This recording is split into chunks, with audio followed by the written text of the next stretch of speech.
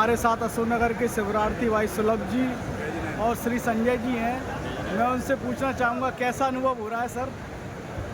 हमारा तो देखिए ये पहला शिविर है और शिविर के कुछ दिनों पहले तक हमारा कोई प्लान नहीं था, बट श्रीमती जी ने कहा कि तुम्हें शिविर में बैठना चाहिए और भगवान ने हमारे सुधा सागर जी महाराज का विमान आया है तो हम क्यों ना इसमें बैठे। और मेरे लिए सबसे खुशकिस्मती की बात है कि मुनिश्री का ये 46वां चतुर्मास है और 46वां मेरा बैच नंबर मुझे किस्मत से मिला है, वो भी विद्यासागर महाराज ग्रुप में।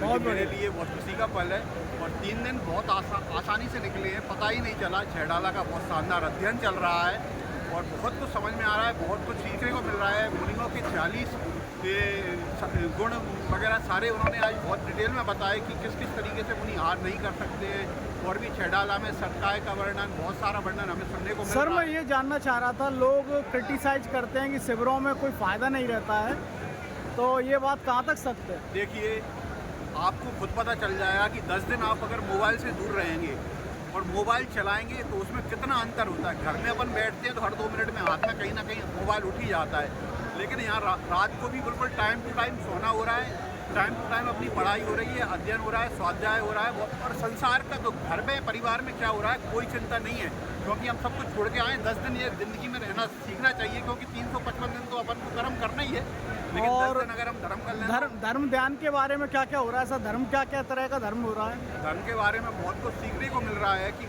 अभी तो हमारी वो छैडाला का अध्ययन चल रहा है, जिसमें हम मुनिश्री के द्वारा 6वीं ढाल का अध्ययन कर रहे हैं, जिनमें मुनियों का पूरा स्वरूप का वर्णन बताया जा रहा है। इसके पहले आपने पढ़ा है कभी? इसके पहले मैंने 15-20 साल पहले जब मैं छोटा था उस समय पाठशाला में स्वाध्याय में मैंने छैडाला और द्रव्य सब्र का अध्ययन किया था। थोड़ी बहुत गाथाएं भी याद है, तो वो याद में आती हैं, पढ़ रहे हैं तो काफ़ी समय अब आनंद याद आ रहा होगा? अब आनंद बहुत आ रहा है और अच्छा भी लग रहा है। इतने सारे लोगों के बीच में लगता है कि जब अपन चर्या के लिए निकलते हैं तो लगता है कि मुनिराजों के मन में क्या लगता होगा उस समय जब अपन निकलते हैं। कुछ फीलिंग्स आती हैं, अच्छा लगता है और वो मौन के द्वारा दाते हैं।